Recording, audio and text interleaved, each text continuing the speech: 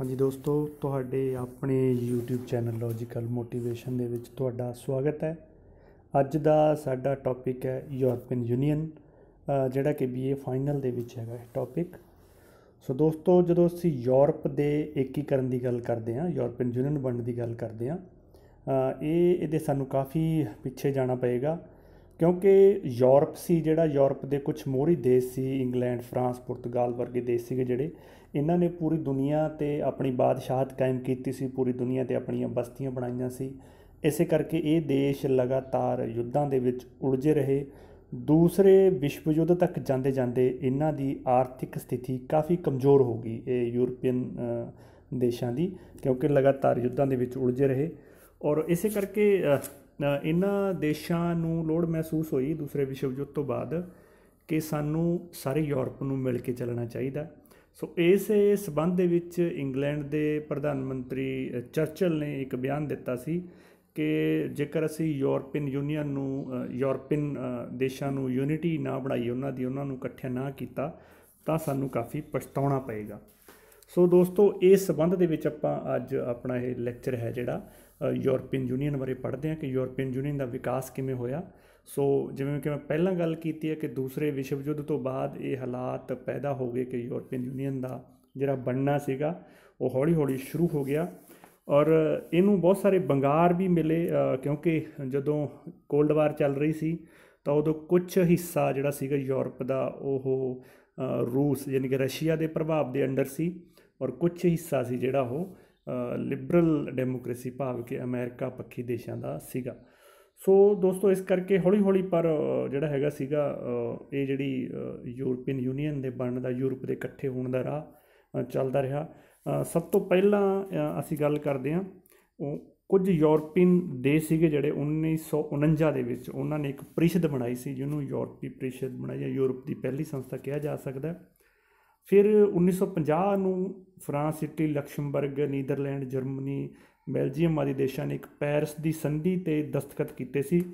ਇਹਦੇ ਨਾਲ ਹੀ ਦੋਸਤੋ ਜਿਹੜਾ ਹੈਗਾ ਦੂਸਰੀਆਂ ਸਾਡੀਆਂ ਸੰਸਥਾਵਾਂ ਜਿਵੇਂ ਯੂਰਪੀਅਨ ਕੋਲ ਐਂਡ ਸਟੀਲ ਇੰਡਸਟਰੀ ਬਣੀ ਸੀਗੀ, ਔਰ ਇਹਦੇ ਨਾਲ ਹੀ ਸਾਡਾ ਜਿਹੜਾ ਸੀਗਾ ਯੂਰਪੀਅਨ ਆਰਥਿਕ ਸੰਘ EEC ਜਿਹੜਾ ਸੀਗਾ ਉਹ ਬਣਿਆ ਸੀ, ਔਰ ਯੂਰਪੀਅਨ ਐਟੋਮਿਕ ਜਿਹੜੀ ਐਨਰਜੀ ਜਿਹੜੀ ਹੈਗੀ ਸੀ ਸਾਡਾ ਕਮਿਊਨਿਟੀ ਬਣਾਈ ਗਈ ਸੀ। ਇਹ ਜਿਹੜੀਆਂ ਚੀਜ਼ਾਂ ਨੇ ਇਹ ਯੂਰਪੀਅਨ ਯੂਨੀਅਨ ਦੇ ਵਿਕਾਸ ਦੇ ਵਿੱਚ ਅਸੀਂ ਸ਼ਾਮਲ ਕਰਦੇ ਹਾਂ, ਜਿਹੜਾ ਕਿ 1949 ਦੇ ਵਿੱਚ ਸ਼ੁਰੂ ਹੋਇਆ ਸੀਗਾ, ਔਰ ਹੌਲੀ ਹੌਲੀ ਇਹ 1957 ਦੇ ਵਿੱਚ ਰੋਮ ਦੀ ਸੰਧੀ ਹੋਈ, ਜਿਹਦੇ ਵਿੱਚ ਆਪਸੀ ਟੈਕਸ ਘਟਾਏ ਗਏ।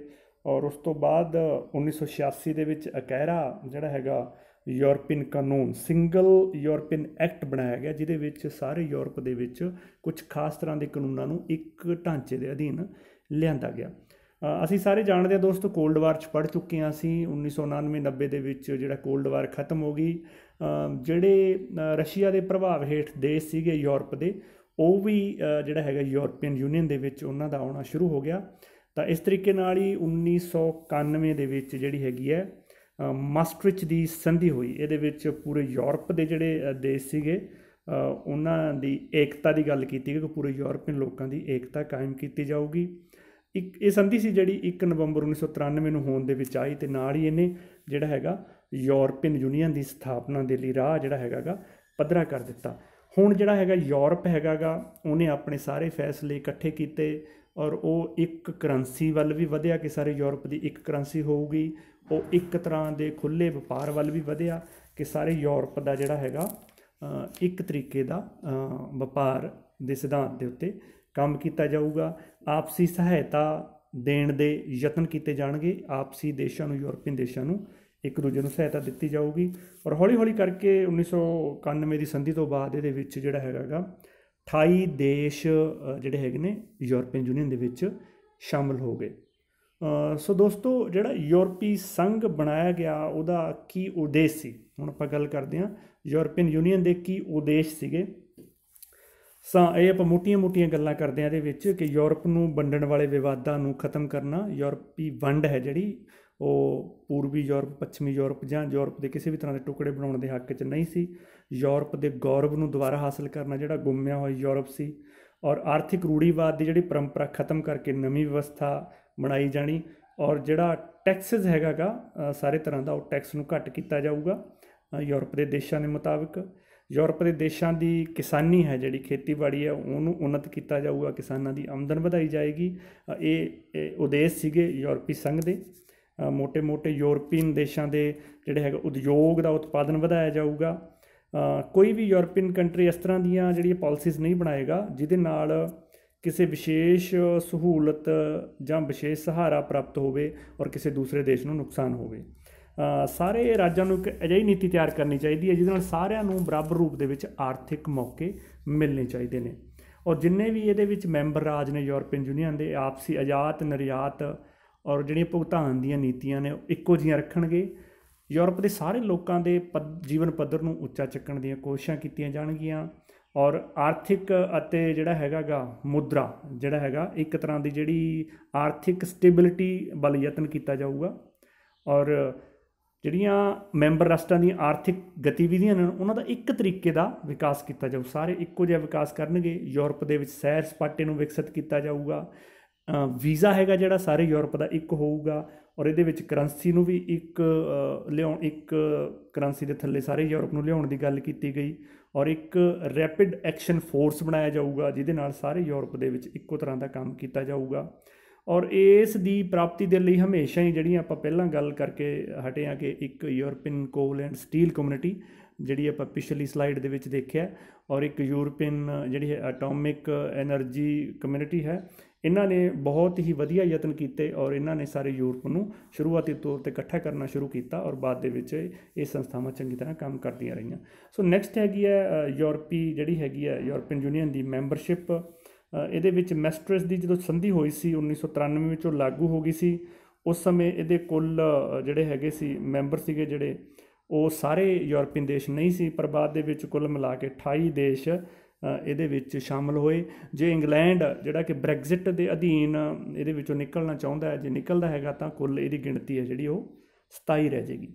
ਸੋ ਅਗਲਾ ਸਾਡਾ ਪੁਆਇੰਟ ਹੈਗਾ ਕਿ ਯੂਰਪੀਅਨ ਯੂਨੀਅਨ ਦੇ ਔਰਗਨ ਕਿਹੜੇ ਕਿਹੜੇ ਨੇ, ਇਹਦੀਆਂ ਵੱਖ-ਵੱਖ ਸੰਸਥਾਵਾਂ ਕਿਹੜੀਆਂ ਕਿਹੜੀਆਂ ਨੇ, ਇਹ ਕਿਸ ਤਰ੍ਹਾਂ ਕੰਮ ਕਰਦੀ ਹੈਗੀ ਆ।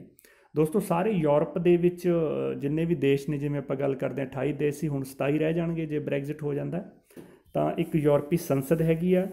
ਯੂਰਪੀ ਸੰਸਦ ਦੇ ਵਿੱਚ 750 ਦੇ ਕਰੀਬ ਸੀਟਾਂ ਨੇ। ਇਹ 5 ਸਾਲ ਦੇ ਲਈ ਚੁਣੀ ਜਾਂਦੀ ਹੈ। ਇਹਦੇ ਵਿੱਚ ਘੱਟ ਤੋਂ ਘੱਟ 6 ਅਤੇ ਵੱਧ ਤੋਂ ਵੱਧ 96 ਸੀਟਾਂ ਦਿੱਤੀਆਂ ਗਈਆਂ ਨੇ। ਜਰਮਨੀ ਨੂੰ 99 ਹੈਗੀਆਂ, ਫਰਾਂਸ ਇਟਲੀ ਨੂੰ 87, ਸਪੇਨ ਨੂੰ 64, ਔਰ ਨੀਦਰਲੈਂਡ ਨੂੰ 31, ਬੈਲਜੀਅਮ, ਗਰੀਸ ਅਤੇ ਪੁਰਤਗਾਲ ਨੂੰ 25 ਮੈਂਬਰ ਭੇਜਣ ਦਾ ਅਧਿਕਾਰ ਹੈ। ਕੁੱਲ ਮਿਲਾ ਕੇ ਜਿਹੜੇ ਮੈਂਬਰ ਹੈ 750 ਬਣ ਜਾਂਦਾ ਹੈਗਾ। ਇਹ ਜਿਹੜਾ ਯੂਰਪੀਅਨ ਸੰਘ ਦੀਆਂ ਇਹ ਯੂਰਪੀਅਨ ਸੰਘ ਦੀ ਵਿਧਾਨ ਪਾਲਿਕਾ ਹੈ। ਆਪਾਂ ਇਹਨੂੰ ਮੋਟੇ ਰੂਪ ਦੇ ਵਿੱਚ ਲੈਂਦੇ ਹਾਂ। ਯੂਰਪੀਅਨ ਸੰਘ ਦੀ ਵਿਧਾਨ ਪਾਲਿਕਾ ਹੈ। ਇਹ ਯੂਰਪੀਅਨ ਸੰਘ ਲਈ ਸਾਰੇ ਕਾਨੂੰਨਾਂ ਦਾ ਨਿਰਮਾਣ ਕਰਦੀ ਹੈ ਔਰ ਯੂਰਪੀ ਆਯੋਗ ਦੀ ਨਿਯੁਕਤੀ ਦਾ ਸਮਰਥਨ ਕਰਦੀ ਹੈ। ਯੂਰਪੀ ਆਯੋਗ ਦੇ ਯੂਰਪੀਅਨ ਯੂਨੀਅਨ ਦੇ ਪ੍ਰੋਗਰਾਮਾਂ ਨੂੰ ਅੰਤਿਮ ਮਨਜ਼ੂਰੀ ਦਿੰਦੀ ਹੈ। ਅੰਤਰਰਾਸ਼ਟਰੀ ਸਮਝੌਤਿਆਂ ਨੂੰ, ਨਵੇਂ ਮੈਂਬਰਾਂ ਦੇ ਦਾਖਲਿਆਂ ਨੂੰ ਔਰ ਯੂਰਪੀ ਪ੍ਰੀਸ਼ਦ ਦੇ ਫੈਸਲਿਆਂ ਨੂੰ ਮਨਜ਼ੂਰੀ ਦਿੰਦੀ ਹੈ। ਜਿਹੜਾ ਇਹਦਾ ਬਜਟ ਹੈ ਉਹਨੂੰ ਪਾਸ ਕਰਦੀ ਹੈ ਜਿਹੜੀ ਇਹ ਸਾਡੀ ਯੂਰਪੀਅਨ ਸੰਸਦ ਹੈਗੀ। ਔਰ ਏਕੀਕ੍ਰਿਤ ਜਿਹੜਾ ਇਕੱਠਾ ਬਾਜ਼ਾਰ, ਸਾਰੇ ਯੂਰਪ ਦਾ ਇਕੱਠਾ ਬਾਜ਼ਾਰ ਬਣਾਇਆ ਜਾਊਗਾ, ਉਹਦੇ ਸੰਬੰਧੀ ਵੀ ਇਹ ਮਹੱਤਵਪੂਰਨ ਭੂਮਿਕਾ ਅਦਾ ਕਰਦੀ ਹੈ। ਵਰਤਮਾਨ ਜਿਹੜਾ ਜੇ ਦ੍ਰਿਸ਼ਟੀ ਤੋਂ ਦੇਖੀਏ ਇਹ ਇੱਕ ਯੂਰਪੀ ਸੰਸਦ ਹੈ ਜਿਹੜੀ ਵਿਚਾਰ ਵਟਾਂਦਰੇ ਦਾ ਮੰਚ ਹੈਗੀ ਆ। ਉਸ ਤੋਂ ਬਾਅਦ ਹੈਗੀ ਹੈ ਇਹਦੀ ਕਾਰਜਪਾਲਿਕਾ ਭਾਵ ਯੂਰਪੀ ਪ੍ਰੀਸ਼ਦ। ਇਹਦਾ ਇੱਕ ਕਾਰਜਪਾਲਿਕਾ ਵਾਲਾ ਕੰਮ ਕਰਦੀ ਹੈ ਇਹ। ਇਹਦੇ ਵਿੱਚ ਅਸੀਂ 1974 ਦੇ ਵਿੱਚ ਇਹਦੀ ਸਥਾਪਨਾ ਹੋਈ ਸੀ। ਇਹਦੇ ਸਾਰੇ ਯੂਰਪੀ ਸੰਘ ਦੇ ਮੈਂਬਰ ਰਾਸ਼ਟਰ ਸਮਾਨ ਰੂਪ ਦੇ ਵਿੱਚ ਸ਼ਾਮਲ ਹੁੰਦੇ ਨੇ ਅਤੇ ਵਾਰੀ ਪ੍ਰਧਾਨ ਬਣਦੇ ਨੇ 6 ਮਹੀਨਿਆਂ ਦੇ ਲਈ। ਪ੍ਰੀਸ਼ਦ ਦੀਆਂ ਸਾਲ ਦੇ ਵਿੱਚ 2 ਬੈਠਕਾਂ ਹੋਣੀਆਂ ਜ਼ਰੂਰੀ ਨੇ। ਇਹਦੀ ਰਾਜਧਾਨੀ ਹੈ ਜਿਹੜੀ, ਇਹਦਾ ਮੁੱਖ ਦਫ਼ਤਰ ਹੈ ਜਿਹੜਾ ਉਹ ਬ੍ਰਸਲਸ ਦੇ ਵਿੱਚ ਹੈਗਾ, ਬੈਲਜੀਅਮ ਦੀ ਰਾਜਧਾਨੀ ਦੇ ਵਿੱਚ। ਆਯੋਗ ਦਾ ਜਿਹੜਾ ਇਹ ਮੇਨ ਕਾਰਜਪਾਲਕ ਹੈ ਇਹ ਆਰਥਿਕ ਨੀਤੀਆਂ ਦਾ ਤਾਲਮੇਲ ਬਣਾਉਂਦੀ ਹੈ, ਲਾਗੂ ਕਰਦੀ ਹੈ ਫੈਸਲਿਆਂ ਨੂੰ। ਮੈਂਬਰ ਦੇਸ਼ ਨੇ ਜਿਹੜੇ ਸਾਂਝੇ ਕੰਮਾਂ ਨੂੰ ਜਾਂ ਉਹਦੇ ਫੈਸਲਿਆਂ ਨੂੰ ਪਰਿਭਾਸ਼ਿਤ ਕਰਦੀ ਹੈ। ਔਰ ਸਾਰੇ ਪ੍ਰੀਸ਼ਦ ਜਿਹੜੇ ਕੰਮ ਕਰਦੀ ਹੈ ਉਹ ਸਿਫਾਰਿਸ਼ ਹੈ ਜਿਹੜੀ ਉਹਦੀ ਮੈਂਬਰ ਰਾਜ ਹੀ ਕਰਦੇ ਨੇਗੇ। ਤੀਸਰਾ ਹੈਗਾ ਜਿਹੜਾ ਇਹਦਾ ਅੰਗ ਹੈਗਾ ਯੂਰਪੀ ਆਯੋਗ। ਯੂਰਪੀ ਆਯੋਗ ਇਹਦਾ ਪ੍ਰਮੁੱਖ ਅੰਗ ਹੈਗਾ। ਇਹਦੇ 27 ਮੈਂਬਰ ਹੁੰਦੇ ਨੇ। ਇੱਕ ਮੈਂਬਰ ਲਿਆ ਜਾਂਦਾ ਹਰੇਕ ਦੇਸ਼ ਦੇ ਵਿੱਚੋਂ। 4 ਸਾਲਾਂ ਦੇ ਸਮੇਂ ਲਈ ਇਹਦੀ ਚੋਣ ਹੁੰਦੀ ਹੈ। ਇਹਦੇ ਦੁਆਰਾ ਮੈਂਬਰ ਦੇਸ਼ਾਂ ਦੁਆਰਾ ਹੀ ਇਹਦਾ ਪ੍ਰਧਾਨ ਬਣਾਇਆ ਜਾਂਦਾ। ਇਹ ਮੈਂਬਰ ਦੇਸ਼ਾਂ ਤੋਂ ਆਸ ਕੀਤੀ ਜਾਂਦੀ ਹੈ ਕਿ ਨਿਰਪੱਖ ਹੋ ਕੇ ਕੰਮ ਕਰਨਗੇ। ਇਹ ਜਿਹੜੀਆਂ ਮੇਨ ਸੰਧੀਆਂ ਕਰਦਾ ਯੂਰਪੀ ਆਯੋਗ ਉਹਦੀ ਰੱਖਿਅਕ ਹੈਗੀ ਹੈ। ਆਯੋਗ ਆਪਣੇ ਮੈਂਬਰਾਂ ਵਿੱਚੋਂ ਇੱਕ ਨੂੰ ਆਪਣਾ ਪ੍ਰਧਾਨ ਚੁਣਦਾ ਹੈ ਔਰ ਆਯੋਗ ਯੂਰਪ ਦੇ ਹਿੱਤਾਂ ਦੀ ਪ੍ਰਤੀਨਿਧਤਾ ਕਰਦਾ ਹੈ, ਨਾ ਕਿ ਆਪਣੇ ਦੇਸ਼ ਦੀ। ਆਯੋਗ ਕਿਸੇ ਵੀ ਮੈਂਬਰ ਰਾਸ਼ਟਰ ਦੇ ਵਿਰੁੱਧ ਕੋਈ ਵੀ ਕਾਰਵਾਈ ਕਰਦਾ ਹੈ, ਕੋਈ ਜੁਰਮਾਨਾ ਲਾ ਸਕਦਾ ਹੈ, ਔਰ ਨਵੇਂ ਬਿੱਲ ਪੇਸ਼ ਕਰਨ ਦੀ ਜ਼ਿੰਮੇਵਾਰੀ ਵੀ ਆਯੋਗ ਦੀ ਹੁੰਦੀ ਹੈ। ਔਰ ਆਯੋਗ ਨੂੰ ਯੂਰਪੀ ਸੰਘ ਦੀ ਕਾਰਜਕਾਰੀ ਸੰਸਥਾ ਵੀ ਕਿਹਾ ਜਾਂਦਾ ਹੈਗਾ। ਜਿਹੜੀ ਹੈਗੀ ਆ ਆਯੋਗ ਦੇ ਕੋਲ ਰਸਮੀ ਤੌਰ 'ਤੇ ਨਿੱਜੀ ਸ਼ਕਤੀਆਂ ਤਾਂ ਨਹੀਂ ਹੈਗੀਆਂ, ਪਰੰਤੂ ਦਿਨ ਪ੍ਰਤੀ ਦਿਨ ਦੇ ਜਿਹੜੇ ਕੰਮ ਕਰਦਾ ਹੈ, ਡੇ ਟੂ ਡੇ ਜਿਹੜੇ ਫੰਕਸ਼ਨ ਨੇ ਉਹਦੇ ਵਿੱਚ ਬੜਾ ਸੁਤੰਤਰ ਹੈਗਾ ਗਾ। ਰਸਮੀ ਤੌਰ 'ਤੇ ਆਯੋਗ ਹੈ ਜਿਹੜਾ ਮੰਤਰੀ ਪ੍ਰੀਸ਼ਦ ਦੇ ਪ੍ਰਤੀ ਜ਼ਿੰਮੇਵਾਰ ਹੁੰਦਾ ਹੈ। ਉਹ ਕਾਰਜਪਾਲਿਕਾ ਹੈਗੀ ਜਿਹੜੀ ਮੰਤਰੀ ਪ੍ਰੀਸ਼ਦ, ਉਹਦੇ ਅੰਡਰ ਕੰਮ ਇਹ ਕਰਦਾ ਹੈਗਾ। ਸੋ ਦੋਸਤੋ, ਯੂਰਪੀਅਨ ਜਿਹੜਾ ਹੈਗਾ ਕਮਿਸ਼ਨ ਹੈਗਾ ਜਾਂ ਯੂਰਪੀਅਨ ਯੂਨੀਅਨ ਦਾ ਜਿਹੜਾ ਸੰਵਿਧਾਨ ਹੈਗਾ, ਉਹਦੇ ਵਿੱਚ ਉਸ ਸੰਵਿਧਾਨ ਨੂੰ ਲਾਗੂ ਕਰਾਉਣ ਦੇ ਲਈ ਵੱਖ-ਵੱਖ ਤਰ੍ਹਾਂ ਦੀਆਂ ਅਦਾਲਤਾਂ ਕੰਮ ਕਰਦੀਆਂ ਨੇ, ਜਿਵੇਂ ਕਿ ਯੂਰਪੀਅਨ ਕੋਰਟ ਆਫ ਜਸਟਿਸ ਹੈਗੀ ਹੈ, ਜਿਹੜੀ ਨਿਆਂ ਦੀ ਅਦਾਲਤ ਹੈਗੀ ਹੈ। ਇਹ ਜਿਹੜੀਆਂ ਵੱਖ-ਵੱਖ ਯੂਰਪੀ ਸੰਧੀਆਂ ਹੋਈਆਂ ਨੇ ਯੂਰਪੀਅਨ ਦੇਸ਼ਾਂ ਦੇ ਮੁਤਾਬਕ, ਉਹਨਾਂ ਦੀ ਵਿਆਖਿਆ ਕਰਦੀ ਹੈ। ਸੰਧੀਆਂ ਦੀ ਉਲੰਘਣਾ ਕਰਨ ਵਾਲੇ ਰਾਸ਼ਟਰ 'ਤੇ ਜੁਰਮਾਨਾ ਲਾਉਂਦੀ ਹੈ, ਔਰ ਇਸ ਤਰ੍ਹਾਂ ਦੇ ਹੋਰ ਬਹੁਤ ਸਾਰੇ ਜਿਹੜੇ ਫੈਸਲੇ ਉਹਨਾਂ ਦੀ ਵਿਧਾਨਕ ਤੌਰ 'ਤੇ ਜਾਂਚ ਪੜਤਾਲ ਕਰਦੀ ਹੈ, ਔਰ ਵੱਖ-ਵੱਖ ਦੇਸ਼ਾਂ ਦੀਆਂ ਅਪੀਲਾਂ ਵੀ ਸੁਣਦੀ ਹੈ ਇਸ ਮਸਲੇ 'ਤੇ। ਇੱਕ ਕੋਰਟ ਆਫ ਆਡੀਟਰ ਹੈਗੀ ਹੈ, ਇਹਦੇ ਵਿੱਚ ਸਭ ਤੋਂ ਪਹਿਲਾਂ ਆਪਾਂ ਕਰਾਂਗੇ ਕੋਰਟ ਆਫ ਫਸਟ ਇੰਸਟੈਂਸ, ਜਿਹੜੀ ਹੈਗੀ ਹੈ ਪਹਿਲੇ ਉਪਾਅ ਦੀ ਅਦਾਲਤ ਹੈਗੀ ਹੈ ਇਹਦੇ ਵਿੱਚ, ਜਿਹਦੇ ਵਿੱਚ ਕਾਫੀ ਜਿਹੜੀਆਂ ਸ਼ੁਰੂਆਤੀ ਦੌਰ ਦੇ ਮੁੱਢਲੇ ਦੌਰ ਦੇ ਕੰਮ ਨੇ ਉਹਨਾਂ 'ਤੇ ਕੰਮ ਕੀਤਾ ਜਾਂਦਾ ਹੈਗਾ। ਔਰ ਉਸ ਤੋਂ ਬਾਅਦ ਕੋਰਟ ਆਫ ਜਿਹੜੀ ਜਸਟਿਸ, ਜਿਹੜੀ ਕੋਰਟ ਆਫ ਆਡੀਟਰ ਹੈ, ਕੋਰਟ ਆਫ ਆਡੀਟਰ ਉਸ ਤੋਂ ਅੱਗੇ ਆ ਜਾਂਦੀ ਹੈ। ਇਹਦੇ ਕੁੱਲ 15 ਮੈਂਬਰ ਹੁੰਦੇ ਨੇ। ਇਹ ਜਿਹੜੇ ਹੈਗੇ ਨੇ 15 ਮੈਂਬਰ, ਇਹਨਾਂ ਕੋਲ ਇਸ ਅਦਾਲਤ ਕੋਲ ਕੋਈ ਵਿਸ਼ੇਸ਼ ਅਧਿਕਾਰ ਤਾਂ ਨਹੀਂ ਹੁੰਦਾ, ਪਰ ਫਿਰ ਵੀ ਇਹ ਜਿਹੜੀ ਸੰਘ ਦੀ ਧਨ ਰਾਸ਼ੀ ਇਕੱਠੀ ਹੁੰਦੀ ਹੈ, ਉਹ ਖਰਚ ਕਿੱਥੇ ਕੀਤੀ ਜਾਂਦੀ ਹੈ ਉਹਦਾ ਆਡਿਟ ਕਰਦੀ ਹੈ, ਔਰ ਸੰਘ ਦੇ ਵਿੱਤੀ ਪ੍ਰਬੰਧ ਦਾ ਬੜੀ ਇਫੈਕਟਿਵ ਤਰੀਕੇ ਨਾਲ ਸੰਚਾਲਨ ਕਰਦੀ ਹੈ। ਸੋ ਇਸ ਤਰੀਕੇ ਨਾਲ ਜਿਹੜਾ ਯੂਰਪੀ ਸੰਘ ਦਾ ਪ੍ਰਸਤਾਵਿਤ ਸੰਵਿਧਾਨ ਸੀਗਾ, ਜਿਹੜਾ ਪਹਿਲਾਂ ਬਣਾਇਆ ਗਿਆ ਸੀ 2005 ਦੇ ਵਿੱਚ, ਉਹਨੂੰ ਰੱਦ ਕੀਤਾ ਗਿਆ। ਫਿਰ ਦੁਬਾਰੇ ਇਹਦੇ ਵਿੱਚ ਨਵੇਂ ਤਰੀਕੇ ਦਾ ਸੰਵਿਧਾਨ ਬਣਾਉਣ ਦੀ ਗੱਲ ਕੀਤੀ ਹੋਈ। ਫਿਰ ਬਾਅਦ ਦੇ ਵਿੱਚ ਸਾਂਝੀ ਕਰੰਸੀ ਦੀ ਗੱਲ ਕੀਤੀ ਗਈ ਸੀ, ਜਿਹਨੂੰ 2002 ਦੇ ਵਿੱਚ ਲਾਗੂ ਕੀਤਾ ਗਿਆ, ਜਦੋਂ ਕਿ ਗੱਲ ਕੀਤੀ ਸੀ ਕਿ 2000 ਦੇ ਵਿੱਚ ਲਾਗੂ ਕਰਨਾ ਹੈਗਾ। ਔਰ ਉਸ ਤੋਂ ਬਾਅਦ ਇੱਕ ਯੂਰਪੀਅਨ ਇਨਵੈਸਟਮੈਂਟ ਬੈਂਕ ਹੈਗਾ ਗਾ, ਜਿਹੜਾ ਕਿ ਯੂਰਪੀਅਨ ਯੂਨੀਅਨ ਦੇ ਅੰਡਰ ਕੰਮ ਕਰਦਾ ਹੈ। ਯੂਰਪੀ ਸੰਘ ਲਈ ਵਿੱਤ ਦਾ ਪ੍ਰਬੰਧ ਦੀ ਗੱਲ ਹੈਗੀ ਹੈ, ਜਾਂ ਜਿਹੜੀ ਕਾਨੂੰਨ ਬਣਾਉਣ ਦੀ ਪ੍ਰਕਿਰਿਆ, ਇਹਦੇ ਵਿੱਚ ਜਿਹੜੀ ਹੈ ਯੂਰਪੀਅਨ ਯੂਨੀਅਨ ਕਾਫੀ ਜ਼ਿਆਦਾ ਹੌਲੀ ਹੌਲੀ ਸਮੇਂ ਦੇ ਨਾਲ ਤਰੱਕੀ ਕਰ ਰਹੀ ਹੈ। ਸੋ ਦੋਸਤੋ, ਜਿਹੜਾ ਇਹਦੇ ਵਿੱਚ ਇੱਕ ਵੱਖਰਾ ਕੁਐਸਚਨ ਵੀ ਆ ਜਾਂਦਾ ਕਈ ਵਾਰੀ ਕਿ ਯੂਰਪੀਅਨ ਯੂਨੀਅਨ ਦੀ ਸਫਲਤਾ ਦੇ ਕੀ ਕਾਰਨ ਨੇ, ਜਾਂ ਯੂਰਪੀਅਨ ਏਕੀਕਰਨ ਦੇ ਜਿਹੜੀ ਹੈਗਾ ਯੂਰਪੀਅਨ ਏਕੀਕਰਨ ਦੀ ਸਫਲਤਾ ਦੇ ਕੀ ਕਾਰਨ ਨੇ, ਕਿ ਯੂਰਪੀਅਨ ਯੂਨੀਅਨ ਨੇ ਵਧੀਆ ਤਰੀਕੇ ਨਾਲ ਕੰਮ ਕਿਵੇਂ ਕੀਤਾ। ਕਿਉਂਕਿ ਜਦੋਂ ਅਸੀਂ ਕੰਪੈਰੀਜ਼ਨ ਦੇ ਵਿੱਚ ਜਾਂਦੇ ਹਾਂ ਤਾਂ ਸਾਨੂੰ ਪਤਾ ਲੱਗਦਾ ਕਿ ਅਸੀਂ ਜਦੋਂ ਸਾਰਕ ਦੀ ਗੱਲ ਕਰਦੇ ਹਾਂ, ਸਾਊਥ ਏਸ਼ੀਅਨ ਦੇਸ਼ਾਂ ਦੀ, ਉਹਨਾਂ ਦਾ ਉਨੀ ਵਧੀਆ ਸਾਰਕ ਨਹੀਂ ਚੱਲ ਪਾਈ, ਖੇਤਰੀ ਜਿਹੜੀ ਸੰਗਠਨ ਸੀ, ਪਰ ਯੂਰਪੀਅਨ ਯੂਨੀਅਨ ਨੇ ਵਧੀਆ ਚੱਲਿਆ। ਇਹਦੇ ਪਿੱਛੇ ਕੀ ਕਾਰਨ ਹੈ, ਇਹ ਬਾਰੇ ਆਪਾਂ ਪੜ੍ਹਦੇ ਹੈਗੇ ਹਾਂ।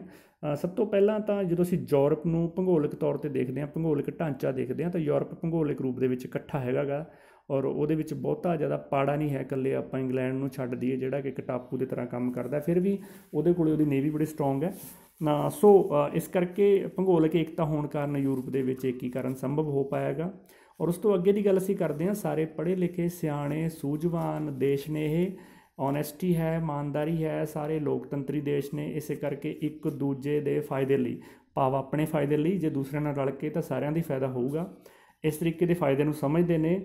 ਔਰ ਇਸ ਕਰਕੇ ਉਹਨਾਂ ਨੇ ਆਪਣੀ ਯੂਰਪੀਅਨ ਯੂਨੀਅਨ ਨੂੰ ਸਟਰੋਂਗ ਕਰਨ ਦੇ ਵਿੱਚ ਬੜੀ ਦਿਲਚਸਪੀ ਦਿਖਾਈ ਹੈ। ਔਰ ਇੱਕ ਕੁਦਰਤੀ ਸਾਧਨ ਬਹੁਤ ਜ਼ਿਆਦਾ ਨੇ ਯੂਰਪ ਦੇ ਕੋਲ, ਔਰ ਉਹਨਾਂ ਕੁਦਰਤੀ ਸਾਧਨਾਂ ਕਰਕੇ ਯੂਰਪ ਨੂੰ ਇਕੱਠਾ ਹੋਣ ਦੀ ਲੋੜ ਮਹਿਸੂਸ ਹੋਈ। ਔਰ ਉਦਯੋਗਿਕ ਕ੍ਰਾਂਤੀ, ਜਿਹੜੀ ਕਿ ਪਹਿਲਾਂ ਤੁਹਾਨੂੰ ਪਤਾ ਹੀ ਹੈ ਕਿ ਆਪਾਂ ਇੰਗਲੈਂਡ ਦੇ ਵਿੱਚ ਹੋਈ ਹੈ ਸਭ ਤੋਂ ਪਹਿਲੀ ਉਦਯੋਗਿਕ ਕ੍ਰਾਂਤੀ, ਔਰ ਇਸ ਕਰਕੇ ਪੁਰਾਣੇ ਅਮੀਰ ਦੇਸ਼ ਨੇ ਇਹ ਸਾਰੇ ਯੂਰਪ ਦੇ, ਉਸ ਲਾਭ ਦਾ ਲਾਹਾ ਲੈਣ ਦੇ ਲਈ ਵੀ ਇਹਨਾਂ ਨੇ ਆਪਣੇ ਆਪ ਨੂੰ ਇਕੱਠਾ ਕਰਨ ਦੀ ਜਿਹੜੀ ਪਾਲਿਸੀ ਆ ਉਹਨੂੰ ਠੀਕ ਸਮਝਿਆ। ਔਰ ਇਹ ਦੇਸ਼ ਨੇ ਜਿਹੜੇ ਆਰਥਿਕ ਰੂਪ ਦੇ ਵਿੱਚ ਮਜ਼ਬੂਤ ਨੇ ਪੁਰਾਣੇ ਸਮਿਆਂ ਤੋਂ ਹੀ, ਇਸ ਕਰਕੇ ਵੀ ਆਪਾਂ ਕਹਿ ਸਕਦੇ ਹਾਂ ਇਹਨਾਂ ਨੇ ਯੂਰਪੀ ਸੰਘ ਹੈ ਜਿਹੜਾ ਉਹਨੂੰ ਬਣਾਉਣ ਦੇ ਵਿੱਚ ਇੱਛਾ ਦਿਖਾਈ, ਕਿਉਂਕਿ ਬਹੁਤੇ ਕਮਜ਼ੋਰ ਦੇਸ਼ ਨਹੀਂ ਹੈਗੇ। ਇਹਨਾਂ ਦੀ ਇੱਕ ਸਮਾਨ ਹੀ ਟੈਕਸ ਪਾਲਿਸੀ ਹੈਗੀ ਹੈ, ਕਰ ਨੀਤੀ ਹੈਗੀ ਹੈ, ਔਰ ਸਾਂਝੀ ਮੁਦਰਾ ਇਹਨਾਂ ਨੇ 2002 ਦੇ ਵਿੱਚ ਲਾਗੂ ਕੀਤੀ ਹੈ, ਸਾਂਝਾ ਹੀ ਸੰਵਿਧਾਨ ਬਣਾਇਆ ਗਾ, ਔਰ ਵੀਜ਼ਾ ਇਹਨਾਂ ਨੇ ਸਾਰੇ ਯੂਰਪੀਅਨ ਦੇਸ਼ਾਂ ਦਾ ਇੱਕੋ ਰੱਖਿਆ ਹੋਇਆ ਵੀਜ਼ਾ ਪ੍ਰਣਾਲੀ। ਔਰ ਜਦੋਂ ਅਸੀਂ ਗੱਲ ਕਰਦੇ ਹਾਂ ਕਿ ਜਿਹੜੀ ਯੂਰਪੀਅਨ ਯੂਨੀਅਨ ਹੈ, ਇਹ ਪੁਰਾਣੇ ਗੌਰਵ ਦੀ ਬਹਾਲੀ ਲਈ ਕੰਮ ਕਰਦੀ ਹੈ। ਪੁਰਾਣੇ ਗੌਰਵ ਤੋਂ ਮਤਲਬ ਕਿ ਜਦੋਂ ਉਦਯੋਗਿਕ ਕ੍ਰਾਂਤੀ ਤੋਂ ਬਾਅਦ ਯੂਰਪ ਦਾ ਉਥਾਨ ਹੋਇਆ ਸੀ, ਤਾਂ ਯੂਰਪ ਦੁਨੀਆ ਦੇ ਵਿੱਚ ਜਿਹੜਾ ਹੈਗਾ ਸੀ ਛਾ ਗਿਆ ਸੀ। ਪੂਰੀ ਦੁਨੀਆ ਦੇ ਦੇਸ਼ਾਂ ਦੇ ਵਿੱਚ ਜਿਹੜਾ ਸਿੱਧਾ ਕਬਜ਼ਾ ਸੀ ਯੂਰਪੀਅਨ ਦੇਸ਼ਾਂ ਦਾ ਸੀ। ਜਿਵੇਂ ਆਪਾਂ ਇੰਗਲੈਂਡ ਬਾਰੇ ਵੀ ਕਹਾਵਤ ਬੋਲਦੇ ਹਾਂ ਕਿ ਇੰਗਲੈਂਡ ਜਦੋਂ ਪੂਰੀ ਦੁਨੀਆ 'ਤੇ ਰਾਜ ਕਰਦਾ ਸੀ ਤਾਂ ਉਹਦੇ ਰਾਜ ਦੇ ਵਿੱਚ ਕਦੇ ਸੂਰਜ ਨਹੀਂ ਸੀ ਛੁਪਦਾ। ਸੋ ਇਸ ਤਰੀਕੇ ਨਾਲ ਯੁੱਧਾਂ ਦੇ ਮਗਰੋਂ ਯੂਰਪ ਨੂੰ ਮਹਿਸੂਸ ਹੋਇਆ ਕਿ ਪੁਨਰ ਉਸਾਰੀ ਦੀ ਲੋੜ ਹੈ, ਇਸ ਕਰਕੇ ਵੀ ਯੂਰਪੀਅਨ ਦੇਸ਼ ਇਕੱਠੇ ਹੋਏ। ਭਾਵੇਂ ਯੂਰਪੀਅਨ ਦੇਸ਼ ਅਮਰੀਕਾ ਦੇ ਨਾਲ ਰਲ ਕੇ ਇਹਨਾਂ ਨੇ ਵਿਸ਼ਵ ਯੁੱਧ ਲੜੇ ਨੇ। ਅਮਰੀਕਾ ਦੇ ਕੋਲਡ ਵਾਰ ਦੇ ਵਿੱਚ ਵੀ ਅਮਰੀਕਾ ਦੇ ਸਾਥੀ ਰਹੇ ਨੇ ਬਹੁਤੇ ਇੰਗਲੈਂਡ, ਫਰਾਂਸ ਵਰਗੇ ਦੇਸ਼, ਪਰ ਫਿਰ ਵੀ ਇਹ ਯੂਰਪੀਅਨ ਦੇਸ਼ ਸੀਗੇ ਜਿਹੜੇ ਆਪਣੇ ਯੂਰੋ ਨੂੰ ਮਜ਼ਬੂਤ ਕਰਨ ਦੇ ਲਈ ਅਤੇ ਅਮਰੀਕਨ ਡਾਲਰ ਤੋਂ ਉਭਾਰ ਪਾਉਣ ਦੇ ਲਈ ਅਮਰੀਕੀ ਪ੍ਰਭਾਵ ਤੋਂ ਸੁਤੰਤਰਤਾ ਚਾਹੁੰਦੇ ਸੀ। ਔਰ ਇਹਨਾਂ ਸਾਰੇ ਦੇਸ਼ ਨੇ ਜਿਹੜੇ ਯੂਰਪੀਅਨ ਯੂਨੀਅਨ ਦੇ, ਇਹਨਾਂ 'ਚ ਖਾਸੀਅਤ ਇੱਕ ਇਹ ਵੀ ਹੈ ਕਿ ਇਹਨਾਂ ਦੀ ਵਿਚਾਰਧਾਰਕ ਸਾਂਝ ਹੈ। ਸਾਰੇ ਹੀ ਇਹ ਦੇਸ਼ ਜਿਹੜੇ ਹੈਗੇ ਨੇ ਉਦਾਰਵਾਦੀ ਲੋਕਤੰਤਰ ਵਾਲੇ ਦੇਸ਼ ਨੇ। 1990 ਤੋਂ ਬਾਅਦ ਜਿਹੜੇ ਸਮਾਜਵਾਦੀ ਲੋਕਤੰਤਰ ਵਾਲੇ ਦੇਸ਼ ਸੀ ਉਹ ਵੀ ਉਦਾਰਵਾਦੀ ਲੋਕਤੰਤਰ ਦੀ ਵਿਚਾਰਧਾਰਾ ਉਹਨਾਂ ਨੇ ਅਪਣਾ ਲਈ। ਇਸੇ ਕਰਕੇ ਜਿਹੜਾ ਯੂਰਪੀ ਸੰਘ ਹੈਗਾ ਉਹ ਕਾਫੀ ਜ਼ਿਆਦਾ ਸਫਲ ਹੋ ਪਾਇਆ। ਪਰੰਤੂ ਜੇ ਆਪਾਂ ਪੂਰਨ ਤੌਰ 'ਤੇ ਕਹੀਏ ਕਿ ਇਹ ਪੂਰੀ ਤਰ੍ਹਾਂ ਸਫਲ ਹੈ, ਉਨੀ ਉਹ ਗੱਲ ਤਾਂ ਨਹੀਂ ਹੈਗੀ, ਕਿਉਂਕਿ ਇਹਨੂੰ ਵੀ ਕਾਫੀ ਜ਼ਿਆਦਾ ਚੁਣੌਤੀਆਂ ਦਾ ਸਾਹਮਣਾ ਕਰਨਾ ਪੈ ਰਿਹਾ। ਜਿਵੇਂ ਹੁਣੇ ਅਸੀਂ ਬ੍ਰੈਗਜ਼ਿਟ ਬਾਰੇ ਦੇਖ ਰਹੇ ਹਾਂ ਕਿ ਇੰਗਲੈਂਡ ਇਹਦੇ ਵਿੱਚੋਂ ਬਾਹਰ ਆਉਣਾ ਚਾਹੁੰਦਾ ਹੈ, ਔਰ ਜਿਹੜਾ ਪੂਰਬੀ ਯੂਰਪ ਹੈ, ਜਿਹੜਾ ਖਾਸ ਤੌਰ 'ਤੇ ਪੁਰਾਣੇ ਸਮੇਂ ਦੇ ਵਿੱਚ ਰਸ਼ੀਆ ਦੇ ਪ੍ਰਭਾਵ 'ਤੇ ਸੀ, ਉਹ ਆਰਥਿਕ ਤੌਰ 'ਤੇ ਕਾਫੀ ਜ਼ਿਆਦਾ ਪਛੜਿਆ ਹੋਇਆ। ਔਰ ਯੂਰਪੀਅਨ ਦੇਸ਼ਾਂ ਦੇ ਵਿੱਚ ਬੇਰੁਜ਼ਗਾਰੀ ਬੜੀ ਵੱਧ ਰਹੀ ਹੈ। ਪਿਛਲੇ ਸਮਿਆਂ ਦੇ ਵਿੱਚ ਅਸੀਂ ਮਾਈਗ੍ਰੇਸ਼ਨ ਦੀ ਸਮੱਸਿਆ ਦੇਖੀ ਕਿ ਬਹੁਤ ਸਾਰੇ ਜਿਹੜੇ ਦੇਸ਼ ਸੀਗੇ ਯੂਰਪ ਦੇ, ਉਹਨਾਂ ਦੇ ਵਿੱਚ ਉਹਨਾਂ ਦੀ ਆਰਥਿਕ ਕੰਗਾਲੀ ਦੇ ਕਾਰਨ ਉਹ ਦੂਸਰੇ ਯੂਰਪੀਅਨ ਦੇਸ਼ਾਂ ਵੱਲ ਉਹਨਾਂ ਨੇ ਪਲਾਇਨ ਕਰਨਾ ਸ਼ੁਰੂ ਕੀਤਾ। ਔਰ ਇਹਨਾਂ ਦੀ ਕੋਈ ਸਾਂਝੀ ਵਿਦੇਸ਼ ਨੀਤੀ ਵੀ ਨਹੀਂ ਹੈ। ਔਰ ਜਰਮਨੀ ਇਹਦੇ ਵਿੱਚ ਇੱਕ ਉੱਭਰਦਾ ਦੇਸ਼ ਹੈ। ਸਾਰੇ ਜਰਮਨੀ 'ਤੇ ਚੰਗੀ ਤਰ੍ਹਾਂ ਵਿਸ਼ਵਾਸ ਵੀ ਨਹੀਂ ਕਰਦੇ। ਬਰਤਾਨੀਆ ਦੀ ਆਪਣੀ ਸਮੱਸਿਆ ਹੈ। ਕੁਛ ਲੋਕ ਅਮਰੀਕਾ ਪੱਖੀ ਨੇ, ਕੁਛ ਦੇਸ਼ ਅਮਰੀਕਾ ਪੱਖੀ ਨੇ, ਔਰ ਕੁਛ ਅਮਰੀਕਾ ਦੇ ਵਿਰੋਧੀ ਵੀ ਨੇ। ਸੋ ਜਿਹੜੇ ਪੁਰਾਣੇ ਸਮੇਂ ਦੇ ਵਿੱਚ ਇਹਨਾਂ ਦੇ ਵਿਗੜੇ ਹੋਏ ਸੰਬੰਧ ਸੀ, ਕਈ ਵਾਰੀ ਉਹ ਵੀ ਅੱਗੇ ਆ ਜਾਂਦੇ ਨੇ। ਇਸ ਕਰਕੇ ਵੀ ਯੂਰਪੀਅਨ ਯੂਨੀਅਨ ਹੈ ਜਿਹੜੀ ਉਹ ਬਹੁਤਾ ਕਈ ਵਾਰੀ ਪਿਛਾਂਹ ਖਿੱਚੂ ਜਿਹੜਾ ਦ੍ਰਿਸ਼ਟੀਕੋਣ ਰੱਖਦੀ ਹੈ। ਫਰਾਂਸ ਦਾ ਵੀ ਬਹੁਤਾ ਅੱਛਾ ਜਿਹੜਾ ਹੈ ਇਹਦੇ ਵਿੱਚ ਜਿਹੜਾ ਹੈਗਾ ਕੋਈ ਰਿਸਪੌਂਸ ਨਹੀਂ ਹੈ।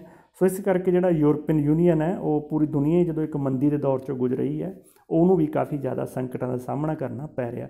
ਹਾਂ, ਪਰ ਇੰਨੀ ਗੱਲ ਜ਼ਰੂਰ ਹੈਗੀ ਹੈ ਕਿ ਜੇਕਰ ਅਸੀਂ ਗੱਲ ਕਰਦੇ ਹਾਂ ਕਿ ਜਿਹੜਾ ਯੂਰਪੀਅਨ ਯੂਨੀਅਨ ਹੈ ਉਹ ਜਿਹੜਾ ਹੈ ਸਾਡੇ ਸਾਰਕ ਵਰਗੇ ਜਿਹੜੇ ਖੇਤਰੀ ਆਰਗੇਨਾਈਜੇਸ਼ਨ ਨੇ ਉਹਨਾਂ ਨਾਲੋਂ ਬਹੁਤ ਜ਼ਿਆਦਾ ਕਾਮਯਾਬ ਹੈ।